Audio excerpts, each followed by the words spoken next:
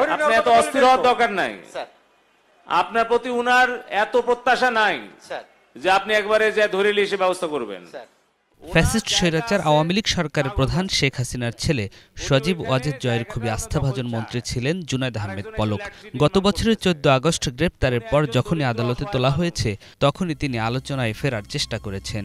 যখন সে পতিত সরকারের মন্ত্রী ছিলেন তখনও ছিলেন সরকার এবং রাজনীতির আলোচনার অন্যতম চরিত্র।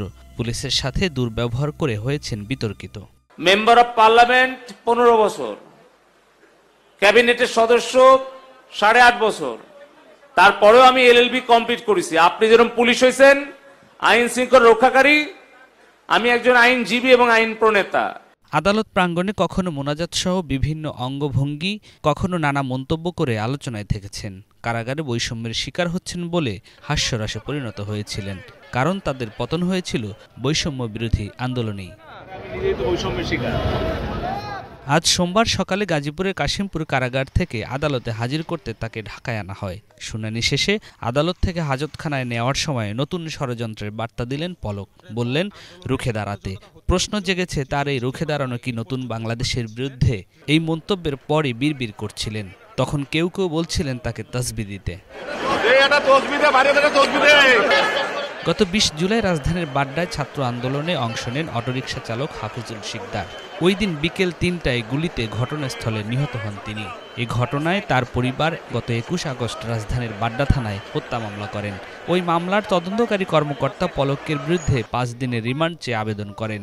উভয় পক্ষের শুনানি শেষে ঢাকার মেট্রোপলিটন ম্যাজিস্ট্রেট জিএম ফারহান ইশতিয়াকের আদালত তার রিমান্ডের আদেশ দেন। স্বাভাবিকভাবে ওনারা যখন কোর্টে আসেন তখন ওনাদের কিডনি নাই, ফুসফুস নাই, ওনারা অসুস্থ, ওনাদের এই রোগ সেই রোগ, কিন্তু যখন ওনারা রাজপথে থাকেন, মিডিয়ার সামনে আসেন, মানুষকে হত্যা করার নির্দেশ দেন, তখন তাদের আমরা কোনো রোগ দেখি না।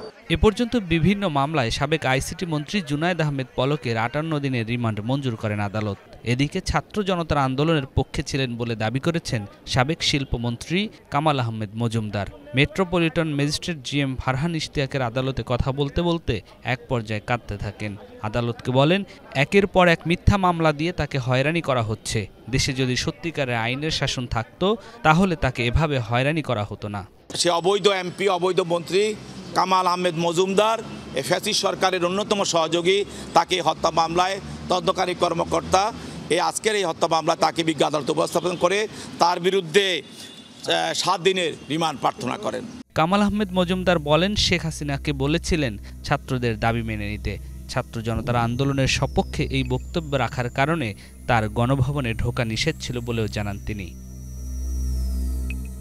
নিয়াজ মখদুম, বাংলা ভিশন, ঢাকা।